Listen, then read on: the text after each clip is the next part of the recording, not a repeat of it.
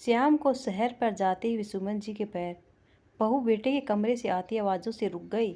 उनकी बातें सुनकर सुमन जी के पैरों में के तले से जमीन खिसक गई। पवन, कब जाएगी तुम्हारी माँ वापस? तुमने तो कहा था कि माँ कुछ ही दिनों के लिए आएगी, पर धीरे धीरे करके पूरे 10 महीने होने को आए।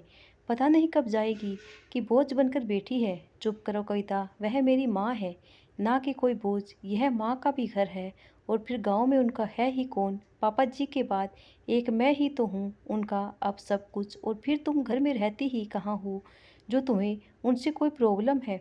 सारा सारा दिन क्लब पार्टी इन सब में ही तुम्हारा जीवन व्यक्त गुजरता है। कम से कम अब यह चारदीवारी की जगह घर लगता है, और फिर तुम्हारे बेटे की देखभाल भी अच्छी हो रही है। उफ, मैंने जितना सोसाइटी में उठना बैठना लायक मॉडर्न बनाया है, अपने बेटे को उन्हें उतना ही देसी टाइप्स बना दिया है। और बेटा सारा दिन अपना समय दोस्तों के साथ बिताता था, वह अब घर पर रहता है। अपने लिए बहू के मुंह से बोझ शब्द सुनकर कविता जी अंदर से टूट गई।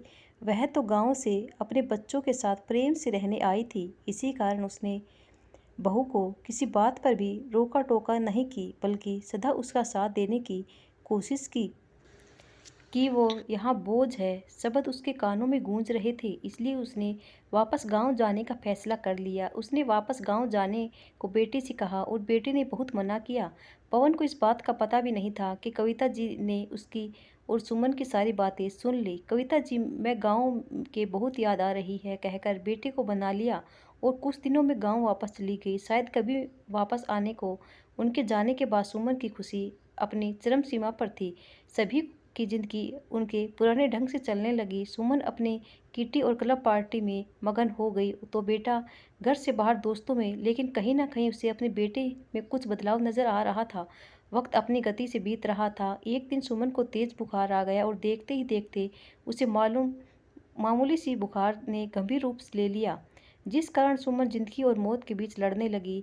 अब सबकी दुआओं से सुमन मौत के मुंह से वापस आ गई, पर अत्यधिक कमजोरी के कारण वह बिस्तर से उठने में बिल्कुल असमर्थ थी। पवन ने गांव से मां को वापस बुला लिया। कविता जी, उसके बेटे को रोशन ने सुमन की सेवा करने में कोई कसर नहीं छोड़ी। कविता जी ने पूरा घर संभाल लिया, और सुमन को नहलाने खिलाने पिलाने की जिम्मेदारी को बखूबी संभाल ली। रोशन उसको समय समय पर दवाई की जिम्मेदारी निभा रहा था। बेटा इतने दिन बस माँ की सेवा में लग रहे दोस्तों और दोस्तों की दुनिया को लगभग भूल ही गया। वहीं सुमन को अपने दोस्तों पर घमंड था। उनमें से कोई भी सुमन से मिलना तो दूर, किसी ने फोन करके भी उसका हाल चाल तक नहीं पूछा। सुमन का हृदय और पश्चाताप से भरने लगा। उसने अपनी सास से बोला, माँ कि मुझे माफ़ कर दीजिए, यह आपके संस्कार थे जो रोशन ने, जो उन्होंने मेरी सेवा में कोई कसर नहीं छोड़ी, वरना मेरे संस्कार बेफालतू की भेड़िया थी। मेरे संस्कार तो स्वार्थी थे, जिसमें सिर्फ अपने लिए जीना था। परिवार की जगह दोस्तों की अहमियत थी, घर के खाने की जगह बाहर का खाना था। सेवा त्याग की भावना तो मेरे लिए फालतू बातें थी। अगर बच्चे मेरी सिखाई बातों को सीखते तो मैं शायद आज भी जिंदा नहीं होती, और अगर होती भी तो बिस्तर पर सड़ रही होती। माँ जी, मैंने सदा आपको बोझ समझा, पर आपने हमेशा मुझे प्यार दिया। वह कहते हैं ना, जब तक अपने ऊपर नहीं पड़ती तो कुछ समझ नहीं आता। बोझ आप नहीं, मेरी सोच थी। आज सिर्फ आपके संस्कारों की वजह से मुझे मेरे बेटे पर नाज है। आप लोगों की वजह से मुझे एक नया जीवन मिला है।